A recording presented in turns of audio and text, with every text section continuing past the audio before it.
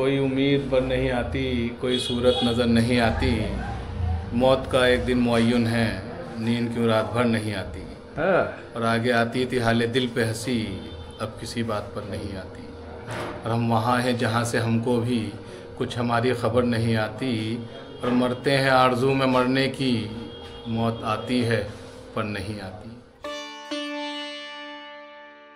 প্রেমের উপরে জোর খাটে না, এই সেই আগুন, গালিব যা জ্বালালে জ্বলেও না, নেভালে নেভেও না।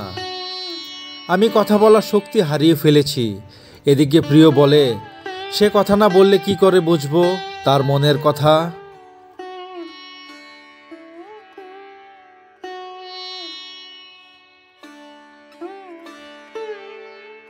জীবন বড়ই বিচিত্র, সন্ধ্যা কাটে না অথচ দিব্যি বছর কেটে যাচ্ছে। যে প্রাণ দিলাম তোমায় সে তো তোমারই দেওয়া, আসল কথা এই তোমাকে কিছু দেওয়াই হলো না। এরকম হাজারো কাব্য রচনা করে গিয়েছেন ইতিহাসখ্যাত বিখ্যাত ফার্সি কবি মির্জা বেগ আসাদুল্লাহ গালিব খান।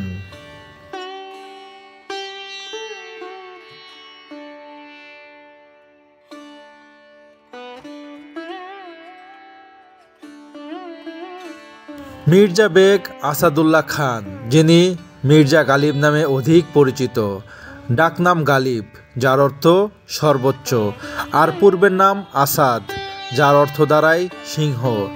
নামের সাথে তার জীবনের ইতিহাসের বেশ মিল রয়েছে। তিনি জীবনকালে বেশ কয়েকটি গজল রচনা করেছিলেন, যা পরবর্তীতে বিভিন্নজন বিভিন্ন আঙ্গিকে বিভিন্নভাবে বর্ণনা করেছেন এবং গেয়েছেন।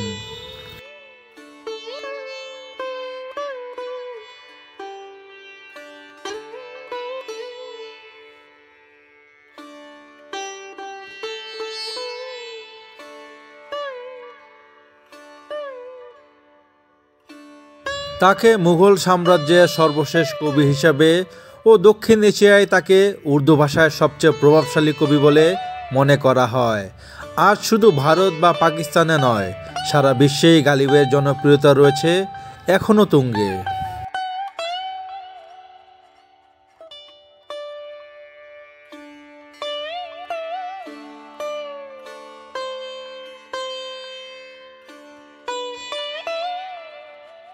মির্জা গালিবের কলকাতায় অবস্থান তার সাহিত্য যাত্রার দিগন্তকে প্রসারিত করেছিল। তিনি নিজেকে কলকাতার অন্যতম বিখ্যাত কবি হিসাবে প্রতিষ্ঠিত করেন এবং শহরের আলোকিত দর্শকদের কাছ থেকে প্রশংসা ও সমালোচনা দুই পান। এই সময়কালে তিনি ফার্সিতে দুটি মসনবি লিখেছিলেন।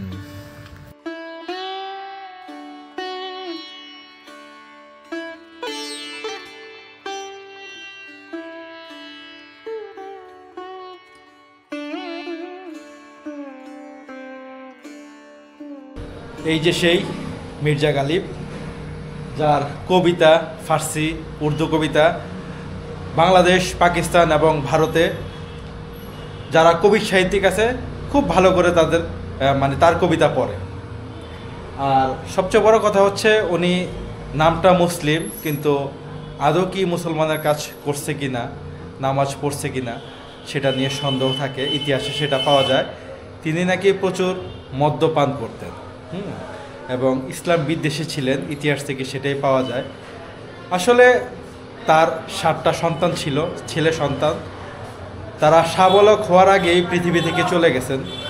সেটা হয়তো তার ব্রেনে সে ভালো করে নিতে পারে নাই। তার একটা হয়তো ক্ষোভ ছিল, সৃষ্টিকর্তার প্রতি একটা আসলে তার ক্ষোভ ছিল, কেন তার এই 7 সন্তানকে পৃথিবী থেকে বিদায় নিতে হয়েছে। সম্ভবত এ থেকেই তিনি মদ্যপানে অনেক আসক্ত হয়ে পড়েন এবং সৃষ্টিকর্তার প্রতি বিরূপ আচরণ শুরু করেন। আসলে কার মনে কি আছে সেটা এক আল্লাহ ভালো জানে। এই মির্জা গালিবের এখানে এসে তাকে দেখতে পাবো, তার স্ট্যাচু দেখতে পাবো, সেটা কোনোদিন কল্পনা করিনি। দিল্লিতে আসলে মানুষ লালকেল্লা, হুমায়ুন টম্ব অথবা আপনার জামা মসজিদ, এই 2-1টা স্থাপনা দেখে চলে যায়, কিন্তু এই জায়গায় মির্জা গালিব 9 বছর ছিলেন। উনি একজন ঐতিহাসিক ব্যক্তি, যার সাথে শেষ মুঘল সম্রাট দ্বিতীয় বাহাদুর শাহ জাফরের খুব খুব ভালো সম্পর্ক ছিল। এরপরে নানান কারণে তাকে জেল খাটতে হয়েছে, 3 মাস জেল খাটছে। উনি কলকাতায় গেছেন, ওনার জন্ম কিন্তু আগ্রাতে। এই যে একটা পোশাক দেখতেছেন, এই পোশাকটা হচ্ছে তার স্ত্রীর, হ্যাঁ, তার সহধর্মিনীর সেই পোশাক। এখানে সুন্দর করে উমরাও বেগম তার স্ত্রীর নাম। আর এইখানে তার একটা নিজস্ব কুর্তা অথবা জামা আছে, এটা তার নিজের পরিচিত একটা জামা, খুব প্রাচীন, হ্যাঁ, অনেক প্রাচীন। আর এই যে তার লেখা বিভিন্ন গ্রন্থ, হ্যাঁ, কবিতা, উপন্যাস, হ্যাঁ, গজল, যেটা গজল বলে, এই সেই গজল। মির্জা আসাদুল্লাহ খান গালিব, যার জন্ম 1797 থেকে 1869 সালে তার মৃত্যু। এই যে তার নিজের হাতে লেখা সেই বিখ্যাত গজল, কবিতা, ফার্সি এবং উর্দুতে লেখা সেই কবিতাগুলো। এই যে তার সহধর্মিনীর জামা, কত চমৎকার, এখনও সেই স্মৃতি বহন করতেছে, আজ থেকে প্রায় 250 বছর আগের, 200 বছর আগের। আর এটা সেই গালিবের জামা, মির্জা গালিবের টুপি এবং সেই বিখ্যাত জামাটা আপনাদের দেখাতে পেরে বেশ অনেক ভালো লাগলো। পুরো ভবনটা আমি আপনাদের দেখাই, চলেন। এটা হচ্ছে, আমি একটা রুমে ঢুকছি, এই সেই তখনকার আমলে, দেখছেন এগুলা মুঘল আমলে, মুঘলের শেষের দিকে, ব্রিটিশদের শুরুর দিকে সেই স্থাপনাগুলো, পুরো ভবনটাই। এই যে এখানে একটা আছে, এই যে এখান থেকে ঢুকতে হবে। আর এখানে আরেকটা অংশ আছে, এই যে খুব সুন্দর, দেখছেন। এখানে একটু আমি আস্তে আস্তে কথা বলি, যেহেতু পর্যটক আছে। আর এই যে তার নিজের হাতে লেখা সেই পুস্তকগুলো এখনো অবিকল সেরকম, তার হাতে লেখা কতটা সুন্দর ছিল উর্দু লেখাগুলো, দেখছেন। আর এই যে তার ব্যবহৃত জিনিসপত্র, হ্যাঁ, সে এই জিনিসপত্রগুলি ব্যবহার করত জীবনের শেষ সময় এসে, এইগুলো সংরক্ষণ করা হয়েছে। সেই সুন্দর সুন্দর আসবাব, মানে আপনার খাদ্য গ্রহণের জন্য, অথবা যে অজু করার জন্য, অথবা বা টয়লেটে ব্যবহারের জন্য সেই বদনাগুলো, পানি খাওয়ার জন্য গ্লাসগুলো, এগুলো সব তখনকার সময়। আর একটা প্রতিকৃতি এভাবে আঁকা আছে, উনি এভাবেই বসতেন, এভাবেই খেতেন, এভাবেই তার কবিতা লিখতেন। সব স্মৃতিচিহ্নগুলো আজ এভাবেই আছে। বাহ, অনেক ভালো লাগলো এই জিনিসগুলি আসলে দেখতে পারে। দিল্লিতে এসে মানুষ এগুলো না দেখে চলে যায়, এটা একটা দুঃখজনক ব্যাপার। এই যে তার লেখা গজল এবং কবিতাগুলো, কত সুন্দর সুন্দর যে গজল আছে, তার ভিডিও সম্পূর্ণ দেখলে আপনারা শুনতে পাবেন।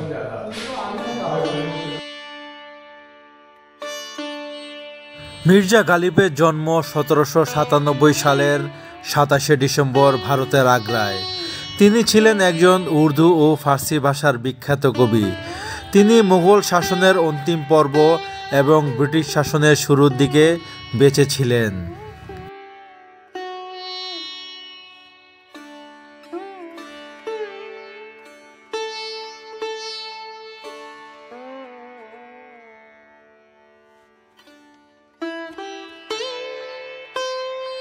মির্জা গালিব কখনো তার জীবিকার জন্য কাজকর্ম করেননি। সারা জীবনে তিনি হয় রাষ্ট্রীয় পৃষ্ঠপোষকতায় অথবা ধার কর্জ করে, নতুবা কোনো বন্ধুর উদারতায় জীবনযাপন করেন। তার খ্যাতি আসে তার মৃত্যুর পর।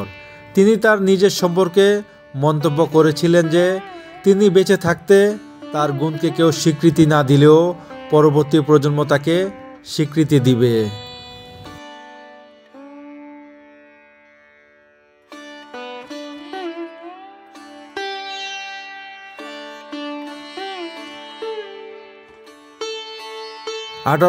সালে 13 বছর বয়সে মির্জা গালিব উমরাও বেগমের সাথে বিবাহ বন্ধনে আবদ্ধ হন।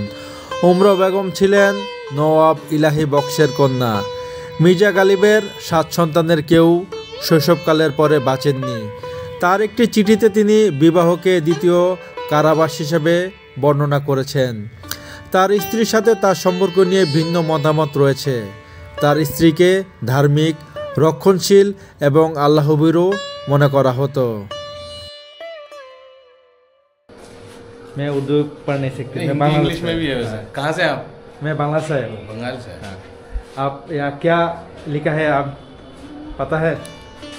कोई उम्मीद पर नहीं आती, कोई सूरत नज़र नहीं आती, मौत का एक दिन मुअय्यन है, नींद क्यों रात भर नहीं आती।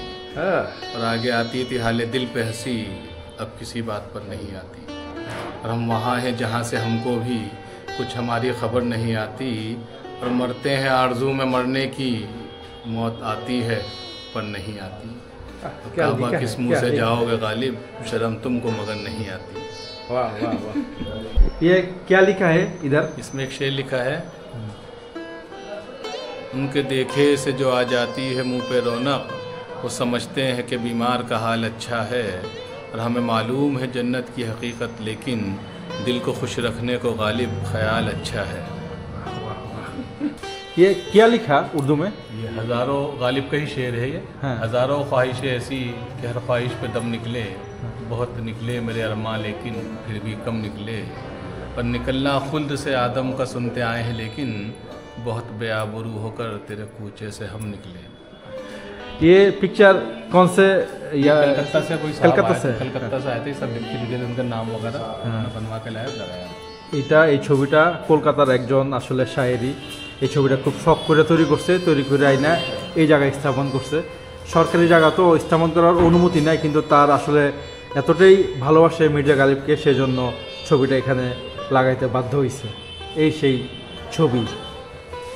3 महीने जेल में थे। जेल का नहीं मालूम। हाँ जो जुआ खेलते हुए उठा के ले गए थे। हाँ हाँ। जब उनसे पूछा भाई कौन हो, कभी आधा मुसलमान हूँ, कभी आधे कैसे हो, कभी शराब पीता हूँ, सुअर नहीं खाता। आधा मुसलमान। जैसे आम के ऊपर कहते थे, आम खा रहे थे तो गुठलियाँ फेंक रहे थे, एक गधा आया गुठली सूंघ के चला गया। तो एक साहब ने कहा, भाई दोस्त ने, कि भाई गालिब आम तो गधे भी नहीं खाते। अल्लाह गधे ही आम नहीं खाते।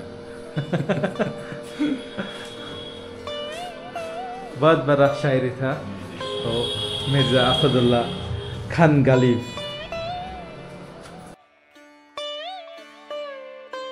সারাটা জীবন ধরে একই ভুল করে এলাম, নিজের চেহারায় ধুলো না মুছে কেবল আয়নায় মুছে গেলাম। রাত কি সেটা আমাকে জিজ্ঞাসা করো, তুমি তো শোবে আর সকাল হয়ে যাবে। আমার সামনে পৃথিবীটা যেন বাচ্চাদের খেলার মাঠ, প্রতিটা রাত্রি আর দিন কেবল তামাশায় ঘটে যাচ্ছে।